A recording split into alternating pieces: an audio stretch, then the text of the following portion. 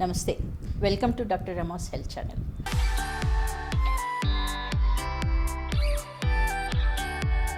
Endometriosis అనేది రావడానికి మొత్తం ఒక 5-6 కారణాలు, థియరీస్ ఉన్నాయి.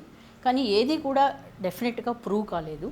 కానీ ఎండోమెట్రియోసిస్ అనేది మాత్రం చాలా రిప్రొడక్టివ్ ఏజ్లో, అంటే 15 ఇయర్స్ నుండి 45 ఇయర్స్ మధ్యలో చాలా ఫ్రీక్వెంట్గా వచ్చేటువంటి గైనకలాజికల్ ప్రాబ్లం అనమాట.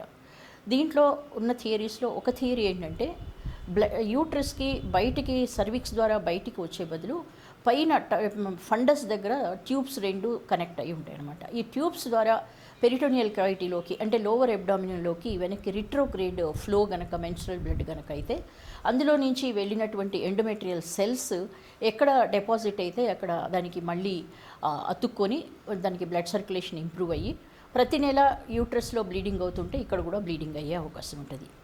తర్వాత బ్లడ్ ద్వారా కానీ, తర్వాత లింఫాటిక్ సిస్టమ్ ద్వారా కానీ ఈ ఎండోమెట్రియల్ సెల్స్ వేరే వేరే డిఫరెంట్ రీజియన్స్లోకి అది ట్రాన్స్ఫర్ అయ్యి అక్కడ మళ్ళీ లైఫ్ తీసుకొని అది ఎండోమెట్రియోసిస్ని క్రియేట్ చేయొచ్చు. లేకపోతే పెరిటోనియల్ ఎపిథీలియం, అంటే లోపల ప్రతి అబ్డామిన్లో ఉన్న అన్ని ఆర్గాన్స్ని ఒకదానికొకటి సపరేట్ చేయడానికి పెరిటోనియల్ మెంబ్రెయిన్ అని ఉంటుంది. ఆ మెంబ్రెయిన్లో ఉన్నటువంటి ఎపిథీలియల్ సెల్స్ ఈ ఎండోమెట్రియల్ సెల్స్గా కన్వర్ట్ కావచ్చు. లేదా ఎంబ్రియానిక్ సెల్స్ కొన్ని మిగిలిపోయినవి డెవలప్మెంట్లో అవి ఎండోమెట్రియల్ సెల్స్గా కన్వర్ట్ కావచ్చు. తర్వాత ఒక్కొక్కసారి ఏంటంటే సిజేరియన్ సెక్షన్ చేసినప్పుడు యూట్రస్ కట్ చేసి ఓపెన్ చేసినప్పుడు ఈ ఎండోమెట్రియల్ లేయరు పైన మనకు అబ్డామినల్ వాల్ స్టిచ్ చేసేటప్పుడు అక్కడ వచ్చి డిపాజిట్ కావచ్చు. అక్కడ డిపాజిట్ అయినది మళ్ళీ క్లోజ్ అయిపోయిన తర్వాత ఆ స్కార్లో నుంచి ఎండోమెట్రియం లైఫ్ తీసుకొని అక్కడ నుండి ఎవ్రీ మంత్ బ్లీడింగ్ అయ్యి పెయిన్ని క్రియేట్ చేయవచ్చు. తర్వాత ఆటో ఇమ్యూన్ సిస్టమ్, అంటే మన ఇమ్యూన్ సిస్టము మనకి చాలా చాలా ఇంపార్టెంట్ రోల్ ప్లే చేస్తుంది. ఇప్పుడు ఏంటంటే మనకి చాలామందికి ఇమ్యూన్ సిస్టమ్ అంటే ఏదన్నా ఇన్ఫెక్షన్స్ వస్తే దాన్ని ఫైట్ చేయటాన్ని ఇమ్యూన్ సిస్టమ్ అని అనుకుంటారు. కానీ ఇది క్యాన్సర్ ప్రివెన్షన్కి కూడా ఇమ్యూన్ సిస్టమ్ ఎఫిషియెంట్గా పనిచేయాలా. ఎందుకంటే ఇమ్యూన్ సిస్టము ఆ క్యాన్సర్ క్రియేటింగ్ సెల్స్ని కనుక అది ఎంగల్ఫ్ చేసి దాన్ని డిస్ట్రాయ్ కనుక చేయకపోతే అది మనకి క్యాన్సర్ వచ్చే అవకాశం ఉంది. అట్లాగే ఈ ఎండోమెట్రియోసిస్ అనే దాంట్లో ఈ సెల్స్ని కనుక ఎండోమెట్రియల్ సెల్స్ని కనుక డిస్ట్రాయ్ చేయకపోతే ఆటో ఇమ్యూన్ సిస్టము ఈ ఎండోమెట్రియోసిస్ అనే డిసీజ్ అని వచ్చే అవకాశం ఉంది. మొత్తము ఈ 5-6 థియరీస్ ఉన్నాయి. కానీ ఇదమిద్దంగా ఇదే కారణమని మాత్రం ఇంతవరకు ఎక్కడ కూడా మనకి చెప్పేటటువంటిది ఇది లేదు.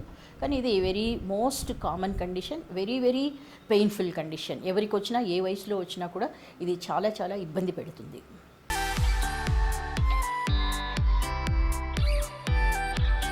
ఎండోమెట్రియోసిస్ కనుక ఉంటే సిమ్టమ్స్ ఏముంటాయి అంటే, వచ్చిన వాళ్ళకి ఎండోమెట్రియోసిస్ ఉన్న వాళ్ళల్లో పేషెంట్ అనే వాళ్ళకి ఏమేమి కంప్లైంట్స్ ఉంటాయి అని అంటే, ఇప్పుడు ఏజ్ గ్రూప్ని బట్టి మనము డిఫరెంట్ సిమ్టమ్స్ చెప్పుకోవచ్చు. అంటే 15 to, అంటే పెళ్ళి కాకముందు వచ్చే వాళ్ళకి ఒక రకంగా సిమ్టమ్స్ ఉంటాయి. తర్వాత పెళ్ళి అయిన తర్వాత ముఖ్యంగా ఎడిషనల్గా ఇన్ఫర్టిలిటీ అనేది యాడ్ అవుతుందన్నమాట. ఈ కామన్ సిమ్టమ్స్లో పెయిన్ అనేది అన్నిటికన్నా చాలా చాలా డిస్టర్బింగ్. తర్వాత ఎండోమెట్రియోసిస్ ఉన్న వాళ్ళల్లో చాలా అన్డయాగ్నోస్డ్గా వదిలేయటం జరుగుతుంది. ఎందుకంటే పీరియడ్స్ అప్పుడు పెయిన్ రావటం చాలా కామన్ కాబట్టి ఇది ఆ మామూలు పెయినేలే, కడుపు నొప్పి వస్తుంది, ఎవరికైనా వస్తుంది అని తీసిపారేసేటువంటి సిమ్టమ్ అనమాట. తర్వాత ఇంకొకటి ఏంటంటే, ఒకవేళ మ్యారేజ్ అయిన వాళ్ళల్లో ఈ ఇంటర్ కోర్స్ అనేది చేసినప్పుడు పెయిన్ రావచ్చు. ఎందువల్లనంటే ఈ ఎండోమెట్రియోసిస్ అనే ఇది యూట్రోసేక్రల్స్ మీద, అంటే యూట్రస్ని కిందకి జారిపోకుండా పట్టుకుని ఉండేటువంటి రోప్ లాంటి స్ట్రక్చర్స్ని యూట్రోసేక్రల్స్ అంటారు. వీటి మీద డిపాజిట్ కావటం, ఎండోమెట్రియల్ టిష్యూ డిపాజిట్ కావటం అనేది చాలా కామన్ అనమాట. అక్కడ స్కారింగ్ వచ్చినప్పుడు ఇంటర్ కోర్స్లో అక్కడ ప్రెషర్ కనుక వస్తే దానివల్ల పెయిన్ అనేది వస్తుంది. తర్వాత ఇందాక అనుకున్నట్టుగా పెళ్ళైన తర్వాత కొంతమందికి ఎండోమెట్రియోసిస్ ఉన్న వాళ్ళల్లో గ్రేడ్ని బట్టి వాళ్ళకి ప్రెగ్నెన్సీ రాకపోవటం అనే సమస్య వాళ్ళు కావచ్చు. ఇది కాక ఏంటంటే, ఇది ఎక్కడైతే డిపాజిట్ అయ్యిందో ఆ దానికి రిలేటెడ్ సిమ్టమ్స్, ఇప్పుడు బ్లాడర్ మీద డిపాజిట్ అయితే యూరిన్ పోసుకునేటప్పుడు పెయిన్ రావటము, అలాగే బవెల్ మీద, రెక్టమ్ మీద కనుక డిపాజిట్ అయితే అది డీప్గా పెనిట్రేట్ అయినప్పుడు గ్రేడ్ 2లో పెనిట్రేట్ అవుతుందన్నమాట. అట్లా పెనిట్రేట్ అయినప్పుడు మనకి టాయిలెట్ వెళ్ళినప్పుడు పెయిన్గా ఉండటము. తర్వాత కొన్ని ఈ బవెల్ సిమ్టమ్సే కొంతమందికి నాజియా, వామిటింగ్ ఇలాంటి సిమ్టమ్స్ రావటము. తర్వాత ఎక్సెసివ్ బ్లీడింగ్, హెవీ బ్లీడింగ్ చాలా మందిలో, ఎందుకంటే ఇది retrograde ejaculation, retrograde flow of menstrual blood అన్నప్పుడు ఈ హెవీ బ్లీడింగ్ వాళ్ళల్లో ఇది చాలా కామన్గా ఉంటుందన్నమాట. ఇవి ముఖ్యంగా కామన్గా కనిపించేటువంటి సిమ్టమ్స్.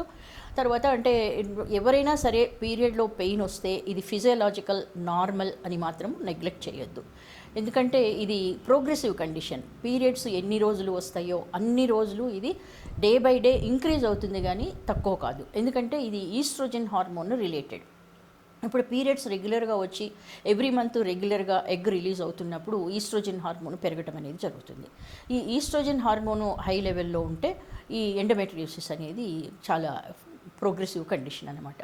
అందుకని పెయిన్ కనుక వస్తే మనము ఎక్స్క్లూడ్ చేయాలి. అంటే మనకి ఏదైనా ఇన్ఫెక్షన్ ఏదన్నా ఉందా, ఫైబ్రాయిడ్స్ ఏమన్నా ఉన్నాయా, ఎండోమెట్రియోసిస్ ఉందా, లేక మరి ఏదైనా ఇతర కండిషన్స్ లోవర్ అబ్డామిన్లో ఉండే ఇతర కండిషన్స్ ఏమన్నా ఉన్నాయా అనేది తప్పనిసరిగా డిఫరెన్షియల్ డయాగ్నోసిస్ అనేది చేసుకోవాలన్నమాట. నెగ్లెక్ట్ చేస్తే ఇది అంటే మీ పెయిన్ అనేది భరించడం చాలా కష్టమవుతుంది.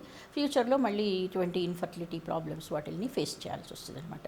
ఏదైనా కూడా అర్లీగా మనము కనుక అప్రోచ్ అయితే దాని రిజల్ట్స్, దానికి ఏ జబ్బుకైనా కూడా రిజల్ట్స్ చాలా బాగుంటాయి. అందుకని నెగ్లిజెన్స్ అనేది ఉండకూడదు, అర్లీ అప్రోచ్ అనేది ఉండాలి, కరెక్ట్ డయాగ్నోసిస్ అనేది జరగాల. కరెక్ట్ డయాగ్నోసిస్ కనుక జరిగితే మనకి కరెక్ట్ ట్రీట్మెంట్ అందుబాటులోకి వస్తుంది. దానివల్ల మనకి ఎక్కువ కాలం సఫర్ అయ్యే అవసరం ఉండదన్నమాట.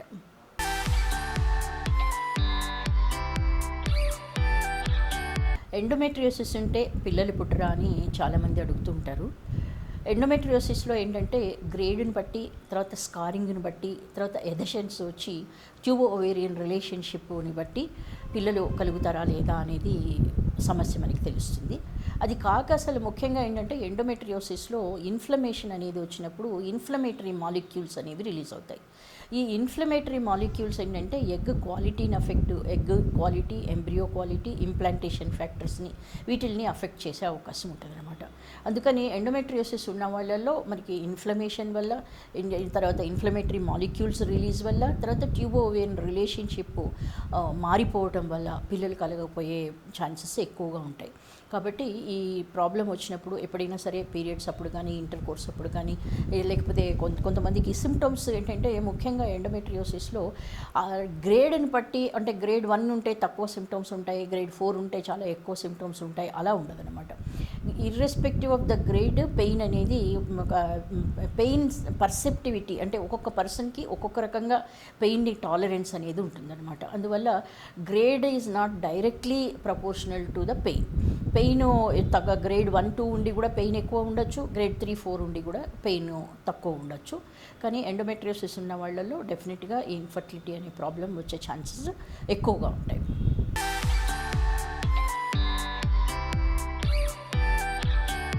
ఇప్పుడు ఎండోమెట్రియోసిస్తో పాటు కొంతమందికి పీసీఓడి కూడా ఉండొచ్చు అనమాట. పీసీఓడి ఉన్న వాళ్ళల్లో ఈ ఎండోమెట్రియోసిస్ కూడా ఉండటానికి ఎక్కువ అవకాశం ఎందుకు ఉంటుందంటే రెండు కూడా estrogen hormone dependent problems. High estrogen ఉన్నప్పుడు ఈ ఎండోమెట్రియోసిస్ వస్తుంది. అలాగే పీసీఓడి ఉన్న వాళ్ళల్లో హై ఈస్ట్రోజన్ ఉంటుంది. అందుకని ఈ రెండు కూడా హ్యాండ్ ఇన్ గ్లవ్ లాగా చాలాసార్లు ఒకే పర్సన్లో ఈ రెండు ప్రాబ్లమ్స్ ఉంటుంటాయి. తర్వాత పీసీఓడి ఉన్నా కూడా ప్రెగ్నెన్సీ రాకపోవటం అనే సమస్య ఉంటుంది. అలాగే ఎండోమెట్రియోసిస్ ఉంటే కూడా ప్రెగ్నెన్సీ రాకపోవటం అనేది సమస్య ఉంటుంది. అంటే పీసీఓడి విత్ ఎండోమెట్రియోసిస్ ఉంటే మనకి డబుల్ ప్రాబ్లం, ఒక పర్సన్లోనే డబుల్ ప్రాబ్లం ఉన్నట్టుగా ఉంటుంది.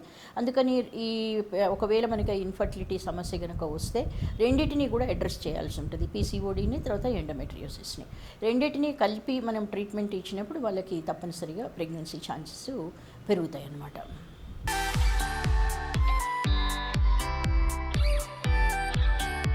ఇప్పుడు ఎండోమెట్రియోసిస్ అనేది మరి ఎలా డయాగ్నోసిస్ చేయొచ్చు? దీనికి ముఖ్యంగా 100% మనకి కరెక్ట్గా క్లియర్గా తెలవాలంటే అది లాప్రోస్కోపీ ద్వారా తెలుస్తుంది. అయితే ఈ ఎండోమెట్రియోసిస్లో మనకి ఆ డిపాజిట్స్, ఎండోమెట్రియం డిపాజిట్ ఎక్కడ ఉన్నది అనే దాన్ని బట్టి ముఖ్యంగా యూట్రస్లో ఉంటేనేమో, యూట్రస్ గర్భసంచి గోడలో అంటే మస్క్యులర్ లేయర్లో కనుక ఎండోమెట్రియోసిస్ కనుక ఉంటే దాన్ని ఎడినోమయోసిస్ అంటారు. ఈ ఎడినోమయోసిస్ మనకి అల్ట్రాసౌండ్, సోనోగ్రఫీ ద్వారా తెలుసుకోవచ్చు, తర్వాత ఎంఆర్ఐ ద్వారా కూడా తెలుసుకోవచ్చు. తర్వాత ఈ ఒక్కొక్కసారి ఓవరీలో ఎండోమెట్రియోసిస్ కనుక ఉంటే అది ఎవ్రీ మంత్ అక్కడ బ్లీడ్ అవటం వల్ల అది క్లోజ్డ్ కంపార్ట్మెంట్ లాగా ఉండటం వల్ల అది ఒక సిస్ట్ లాగా ఫామ్ అవుతుంది అనమాట. అది అది చిన్న 2-3 సెంటీమీటర్ల సైజు నుంచి 10-12 సెంటీమీటర్ల సైజు కూడా పెరిగే అవకాశం ఉంటుంది. ఇది మనము క్లియర్గా మనకి స్కానింగ్ చేసినప్పుడు లోపల ఒక శాండ్ ఒక సిస్ట్ లాగా ఉండి ఒక ఎన్సర్కిల్డ్ మాస్ లాగా ఉండి దాంట్లో శాండ్ చల్లినట్టుగా చిన్న చిన్న బ్రైట్ చుక్కలు కనిపిస్తూ ఉంటాయి అన్నమాట. దాన్ని మనము ఎండోమెట్రియోమా అంటాం. అంటే అల్ట్రాసోనోగ్రఫీ ద్వారా ఎడినోమయోసిస్ తెలుసుకోవచ్చు, తర్వాత చాక్లెట్ సిస్ తెలుసుకోవచ్చు. కానీ డిపాజిట్ అయిన చాలా చిన్నగా 1-2 మిల్లీమీటర్ సైజులో ఉండేవంటి ఎండోమెట్రియోసిస్ నాడ్యూల్స్ మాత్రం తెలుసుకోవడానికి రాదు స్కానింగ్లో. అలాగే ఈ ఎంఆర్ఐలో కూడా ఈ ఎడినోమయోసిస్ తెలుస్తుంది, తర్వాత చాక్లెట్ సిస్ తెలుస్తుంది. కానీ ఎండోమెట్రియోసిస్ అనేది మాత్రము కేవలము త్రూ ల్యాప్రోస్కోపీ ద్వారానే మనం దాన్ని కరెక్ట్గా కనుక్కోవడానికి వస్తుంది. అది కూడా ల్యాప్రోస్కోపీలో గ్రేడ్ 1 అని ఉన్నప్పుడు దాని కలరు రెడ్గా లేకుండా లైట్గా పేల్గా ఉండటము, దాన్ని సరిగా రికగ్నైజ్ చేయలేకపోవటము ఉంటుంది. అందువల్ల దీన్ని ఏంటంటే మనకి చిన్న ముక్క ఎక్కడైతే మనం సస్పెక్ట్ చేస్తామో ఎండోమెట్రియోసిస్, అది చిన్న ముక్క తీసి హిస్టోపెథాలజీ టెస్ట్కి కనుక పంపిస్తే దీన్ని మనం తెలుసుకునే అవకాశం ఉంటుంది. అంటే స్కానింగ్ ఒకటి, ఎంఆర్ఐ ఒకటి, తర్వాత ల్యాప్రోస్కోపీ. ఇది కాక ఇన్ఫ్లమేటరీ మాలిక్యూల్స్ ఇన్ఫెక్షన్ మనకి ఎండోమెట్రియోసిస్ ఉన్నప్పుడు ఇన్ఫ్లమేషన్ ఉంటుంది కాబట్టి ముఖ్యంగా ఇన్ఫ్లమేటరీ మాలిక్యూల్స్ IL-6 ఇవి ఇంక్రీజ్ అయ్యే అవకాశం ఉంటుందన్నమాట. ఈ టెస్ట్ కనుక చేస్తే మనము మెడికల్ ట్రీట్మెంట్ ఇచ్చేటప్పుడు కూడా ఈ IL-6 బిఫోర్ ట్రీట్మెంట్ ఎంత ఉంది, ఆఫ్టర్ ట్రీట్మెంట్ ఎంత ఉంది, ఎందుకంటే మాటికి మనము ల్యాప్రోస్కోపీ పరీక్ష చేసి లోపల ఇంప్రూవ్ అయిందా లేదా అని కనుక్కునే అవకాశం ఉండదు. కాబట్టి ల్యాప్రోస్కోపీ 1-2 సార్లు చేసేటువంటి పరీక్ష కాబట్టి మనము దీన్ని ఒక పారామీటర్గా మనకి పేషెంట్ కరెక్ట్గా రెస్పాండ్ అయ్యారా లేదా ట్రీట్మెంట్కి అనేది తెలుసుకోవటానికి కూడా ఈ IL-6 చాలా పనిచేస్తుంది. తర్వాత ఈ IL-6 ఇచ్చినప్పుడు యాంటీ ఇన్ఫ్లమేటరీ ఎఫెక్ట్ వల్ల మనకి IVF కానీ ఏ రకమైన ప్రెగ్నెన్సీ కోసము మనం ప్రయత్నం చేసేటప్పుడు కూడా IL-6 కనుక లో లెవెల్లో కనుక ఉంటే ఈ pregnancy embryo quality, egg quality, తర్వాత ఇంప్లాంటేషన్ రేటు ఇవన్నీ కూడా చక్కగా ఇంప్రూవ్ అయ్యే అవకాశం ఉంటుంది.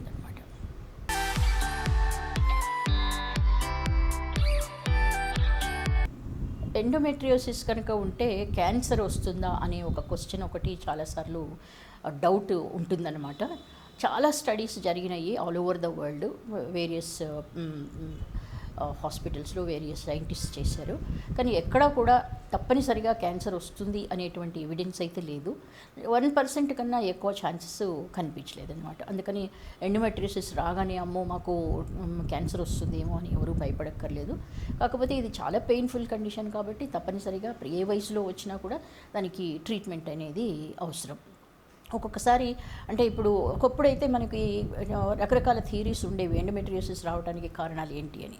కానీ ఇప్పుడు ఏంటంటే ఇది వన్ ఆఫ్ ద పొల్యూషన్, మన వెహికల్స్లో నుంచి కార్బన్ పొల్యూషన్ మనకి జరుగుతుంది కదా, అందులో నుంచి వచ్చే కెమికల్స్ కూడా ఇది ఎండోమెట్రియోసిస్ అనేది రావడానికి కారణం అనేది అది ఒక థియరీ. అందువల్ల ఇది బిగినింగ్ నుండే ఎండోమెట్రియోసిస్ ఉండాల్సిన అవసరం లేదు. కొంతమందికి 1-2 పిల్లలు పుట్టిన తర్వాత కూడా ఈ ఎండోమెట్రియోసిస్ అనే కండిషన్ డెవలప్ కావచ్చు అనమాట. అయితే మనకి ఏజ్ పరంగా ట్రీట్మెంట్ అనేది డిఫరెంట్ ఏజ్ గ్రూప్స్కి డిఫరెంట్ ట్రీట్మెంట్స్ ఇస్తూ ఉంటాం.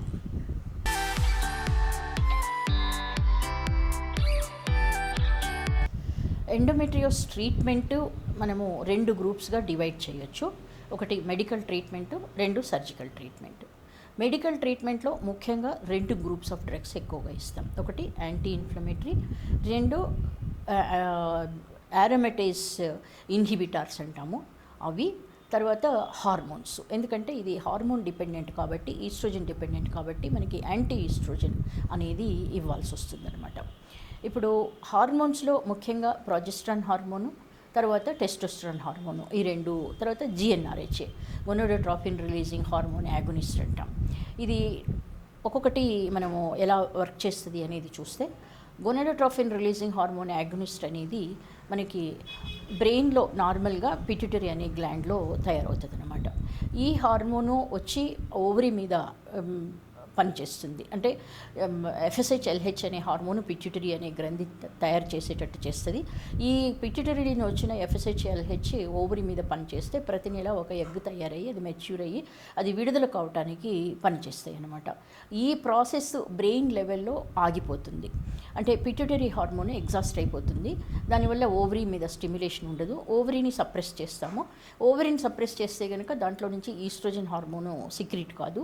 ఈస్ట్రోజన్ హార్మోన్ లేకపోతే ఎండోమెట్రియం యాక్టివ్గా ఉండదు. ఇది ఒక లైన్ ఆఫ్ ట్రీట్మెంట్. అట్లాగే ప్రాజెస్ట్రాన్ కనుక ఇస్తే ఈస్ట్రోజన్ హార్మోను అంటే కంటిన్యూస్గా ప్రాజెస్ట్రాన్ ఇస్తే బాడీలో ఈస్ట్రోజన్ హార్మోన్ తయారు కాదు. అందుకని ఈస్ట్రోజన్ని సప్రెస్ చేయడానికి కంటిన్యూస్గా అది డిపో ఇంజెక్షన్స్ ఉంటాయి. ఒక్కొక్కటి 6 వీక్స్ 4 వీక్స్ పనిచేసే ఇంజెక్షన్స్. అవి రిపీట్ చేస్తూ ఉండటం కానీ, లేకపోతే యూట్రస్ లోపల అంటే పిల్లలు కావాలి అనే సమస్య లేని వాళ్ళల్లో యూట్రస్ లోపల కాపర్ టీ లాంటిది ఉంటుంది, మైరీనా అని. దాంట్లో ప్రాజెస్ట్రాన్ హార్మోను డిపాజిట్ అయి ఉంటుంది అనమాట. అది స్లోగా యూట్రస్లో పెడితే మైక్రో క్వాంటిటీస్లో రిలీజ్ అవుతుంటుంది. అది ఎండోమెట్రియంని థిక్గా కానియకుండా చేస్తుంది అనమాట. అలాగే వేరే ఏరియాలో ఎక్కడెక్కడ ఎండోమెట్రియోసిస్ ఉంటుందో అక్కడ కూడా అది ఈస్ట్రోజన్ హార్మోన్ పెరగకుండా దాన్ని ఎండోమెట్రియంని సప్రెస్ చేస్తుంది. టెస్టోస్టెరాన్ హార్మోన్ రోల్ కూడా అలాగే ఉంటుంది. తర్వాత యారోమేటేజ్ ఇన్హిబిటార్స్నేమో ఈస్ట్రోజన్ హార్మోన్ డెవలప్ కాకుండా ఉండేటట్టు ఒక ఎంజైమ్ లెవెల్లో అది బ్లాక్ చేస్తుంది అనమాట. దీని ద్వారా ఆన్ ద హోల్ మన క్రైటీరియా ఏంటంటే ఈస్ట్రోజన్ హార్మోన్ తక్కువ లెవెల్లో ఉండాలి. అప్పుడు ఎండోమెట్రియోసిస్ యాక్టివ్గా ఉండదు. ఇది ముఖ్యంగా మెడికల్ ట్రీట్మెంట్. ఇన్ఫ్లమేషన్ ఉంటుంది కాబట్టి యాంటీ ఇన్ఫ్లమేటరీస్ ఏదైనా కూడా రకరకాల యాంటీ ఇన్ఫ్లమేటరీస్ ఉంటాయి. అటువంటివి మనము యాంటీ ఇన్ఫ్లమేటరీ డ్రగ్స్ ఇవ్వచ్చు. ఇంకా సర్జికల్ దగ్గరికి వస్తే ముఖ్యంగా ల్యాప్రోస్కోపీ చాలా అంటే మంచి ఫలితాలను ఇస్తుందన్నమాట ల్యాప్రోస్కోపిక్ సర్జరీలో. ఈ ల్యాప్రోస్కోపీ చేసినప్పుడు ఏంటంటే మనకి అడ్వాంటేజ్ ఏంటంటే మనం పొట్టలో ఉన్న organs uterus, ovary, tube, bowel, omentum, bladder అన్నీ కూడా క్షుణ్ణంగా మనము పరిశీలించవచ్చు. ఎక్కడెక్కడ ఎండోమెట్రియల్ డిపాజిట్స్ ఉన్నాయో వాటిని అన్నిటినీ కూడా రకరకాల ఎనర్జీ ఉంటుంది, ఎలక్ట్రికల్ ఎనర్జీ అలాంటిది, లేజర్ ఎనర్జీ, వీటితోని వాటిని కాటరైజ్ చేయటం అంటే ఫల్గురేషన్ అంటాం అనమాట. వాటిని మార్చేసేయటం, ఎండోమెట్రిక్ డిపాజిట్స్ని మార్చేసేయటం. అయితే ఏంటంటే ఎప్పుడైనా కూడా మనకి మెడికల్ ట్రీట్మెంట్ వీలైతే అది ప్రిఫరబుల్. ఎందుకంటే సర్జికల్ ట్రీట్మెంట్ చేసినప్పుడు స్కారింగ్ ఇంకా కొంచెం ఎక్కువ అయ్యే అవకాశం ఉంటుంది. అందుకని ఫస్ట్ మెడికల్ ట్రీట్మెంట్ ట్రై చేస్తాము. దాంతో కనుక కాకపోతే మనకి తప్పనిసరిగా ఈ సర్జికల్ ట్రీట్మెంట్ అవసరం అవుతుంది. ముఖ్యంగా ఎప్పుడైనా సరే ఎథెషన్స్ కనుక ఫామ్ అయితే, ఓవరీస్ వచ్చి యూట్రస్ సెక్రల్స్ మీద అతుక్కుపోతే ట్యూబో ఓవేరియన్ రిలేషన్షిప్ దెబ్బతింటుంది. కాబట్టి ట్యూబో ఓవేరియన్ రిలేషన్షిప్ నార్మల్ చేయడానికి ఈ సర్జికల్ ప్రొసీజరు చాలా ఉపయోగపడుతుంది. అట్లాగే మనకి ట్యూబ్ ఒమెంటం వచ్చి ట్యూబ్ మీద కానీ, ఓవరీ మీద కానీ, యూట్రస్ మీద కానీ అతుక్కోవటము, లేకపోతే బ్లాడర్ అతుక్కుని ఉండటం వల్ల యూరిన్కి వెళ్ళేటప్పుడు నొప్పి, ఇటువంటివన్నిటినీ కూడా ఈ సర్జికల్ కండి. ఇప్పుడు మోషన్కి వెళ్ళేటప్పుడు నొప్పి అనే దాన్ని కానీ, లేకపోతే యూరిన్ పోసుకునేటప్పుడు నొప్పి అని కానీ, ఇటువంటివి అన్నీ కూడా ఈ సర్జికల్ ప్రొసీజర్లో చాలా చక్కటి రెస్పాన్స్ అనేది వస్తుంది. తర్వాత అలాగే ప్రెగ్నెన్సీ రావడానికి కూడా ఇది చాలా ఉపయోగపడుతుంది. ఈ మెడికల్ అండ్ సర్జికల్ ఒక్కొక్కసారి రెండు కలిపి చేయాల్సి వస్తుంది, ఒక్కొక్కసారి ఒకటే చేయొచ్చు. లేకపోతే ముందు సర్జరీ చేసి తర్వాత following medical treatment better effect. ఇప్పుడు క్యాన్సర్ థెరపీకి కనుక రేడియోథెరపీ, కీమోథెరపీ అన్నీ కంబైన్ ఎలా చేస్తామో, ఏది ముందు చేయాలా ఏది తర్వాత చేయాలా అనేది పేషెంట్కు ఉన్న గ్రేడ్ని బట్టి, దాంట్లో ఉన్న కండిషన్ని బట్టి ముందు ఏది చేయాలా తర్వాత ఏది చేయాలా, ఏ ట్రీట్మెంట్ కంబైన్ చేయాలా అనేది మేము ఆలోచించి చేస్తామన్నమాట.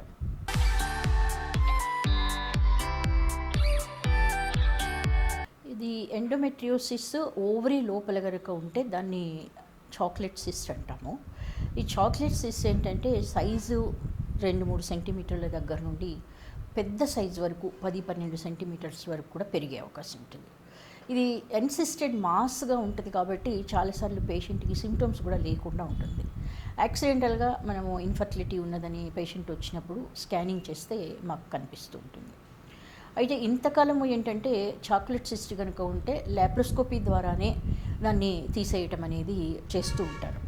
కానీ నాకేంటంటే ఎండోమెట్రియోసిస్ ఇంత పెద్ద చాక్లెట్ సిస్ట్ ల్యాప్రోస్కోపీ ద్వారా చేయాలంటే అదొక కొంచెం మేజర్ సర్జరీ లాగా అయిపోతుంది. తర్వాత చాక్లెట్ మెటీరియల్ కనుక పొట్టలో స్పిల్ అయితే మళ్ళీ ఎండోమెట్రియోసిస్ వేరే చోట డెవలప్ అయ్యే అవకాశం ఉంటుంది.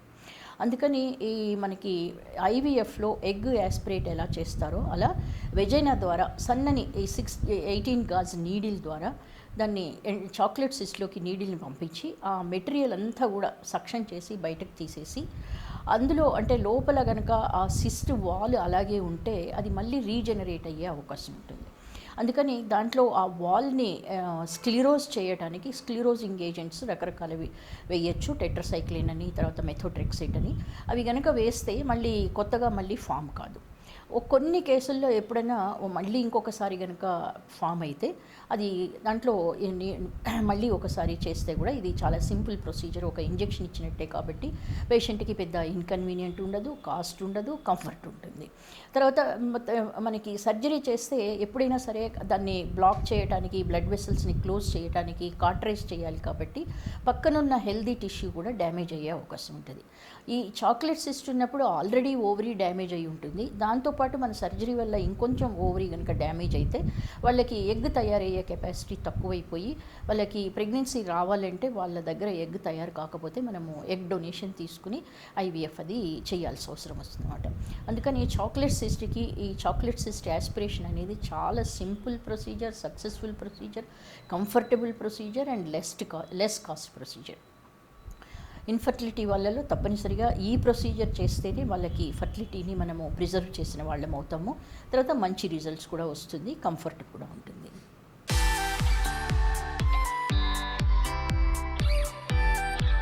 ఎండోమెట్రియోసిస్ ఎవరిలో ఎక్కువగా వచ్చే అవకాశం ఉన్నది, రిస్క్ ఫ్యాక్టర్స్ ఏంటి, ఎవరిలో ఎక్కువగా వస్తుంది అంటే ఎర్లీ మెనార్కీ, లేట్ మెనోపాస్. అంటే తొందరగా పీరియడ్స్ స్టార్ట్ అయిన వాళ్ళు, అంటే 10-11 ఇయర్స్కి పీరియడ్స్ స్టార్ట్ అయిన వాళ్ళు, తర్వాత పీరియడ్స్ 50 ఏళ్ళ దాకా ప్రొలాంగ్ అయ్యేటువంటి ఆ ఏజ్ గ్రూప్, అటువంటి వాళ్ళకి ఎండోమెట్రియోసిస్ ఎక్కువగా వచ్చే అవకాశం ఉంటుంది. తర్వాత హెవీ పీరియడ్ వచ్చినప్పుడు బ్లీడింగ్ ఎక్కువగా అయ్యే వాళ్ళల్లో రిట్రోగ్రేడ్ ఫ్లో కనుక ఉంటుంది కాబట్టి వాళ్ళల్లో హెవీ పీరియడ్స్ ఉన్న వాళ్ళల్లో ఉంటుంది. అట్లాగే పీరియడ్స్ షార్ట్ సైకిల్, అంటే నార్మల్గా 28 డేస్ సైకిల్ ఉంటుంది. దాని బదులు అది 24 కానీ 22, 25, 27 అలా షార్ట్ సైకిల్స్ ఉన్న వాళ్ళల్లో కూడా ఎండోమెట్రియోసిస్ ఎక్కువగా ఉంటుంది. తర్వాత పీసీఓ ఉన్న వాళ్ళల్లో హై ఈస్ట్రోజన్ కండిషన్ ఎవరిలో ఉంటుందో ఇటువంటి వాళ్ళల్లో కూడా హై ఈస్ట్రోజన్ ఉన్న వాళ్ళు ఎండోమెట్రియోసిస్ ఎక్కువ వచ్చే అవకాశం ఉంటుంది. తర్వాత సన్నగా లీన్గా బిఎంఐ తక్కువ ఉన్న వాళ్ళల్లో కూడా ఎక్కువ ఎండోమెట్రియోసిస్ వచ్చే అవకాశం ఉంటుంది.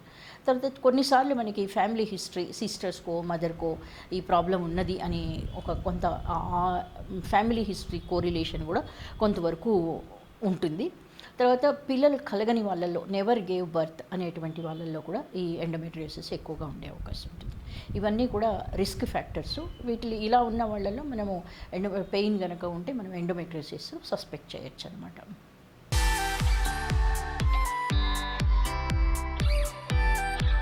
చాలామంది ఎండోమెట్రియోసిస్ కనుక ఉంటే డైట్ ఎలా తీసుకోవాలి అని అడుగుతూ ఉంటారు.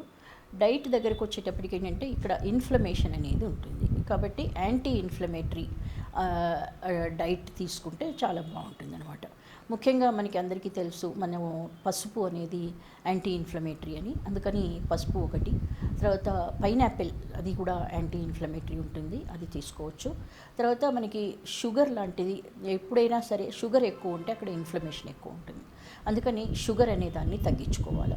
తర్వాత చక్కగా మంచి ఫైబర్ కంటైనింగ్ ఫుడ్ అనేది ఎక్కువగా ఉండాలన్నమాట. అంటే రా వెజిటేరియన్ ఫుడ్ అన్నీ కూడా ఫైబర్ కంటైనింగ్ ఫుడ్ కాబట్టి రా వెజిటేరియన్ ఫుడ్ని మనం డైట్లో ఎక్కువగా తీసుకోవాలి. తర్వాత నీళ్లు బాగా తాగాలి, కనీసం 3 లీటర్స్ పర్ డే అనేది మనకి కన్జ్యూమ్ చేయాలి. తర్వాత అది కూడా కోల్డ్ వాటర్ తీసుకోకుండా నార్మల్ రూమ్ టెంపరేచర్ అయినా లేకపోతే లూప్ వామ్ వాటర్ అయినా తీసుకోవాలి.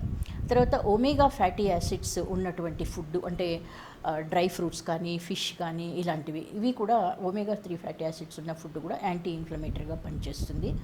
తర్వాత మనకి అందరికీ తెలుసు, అంటే sprouted seeds, leafy vegetables, dry fruits ఇవి చాలా మంచిదని.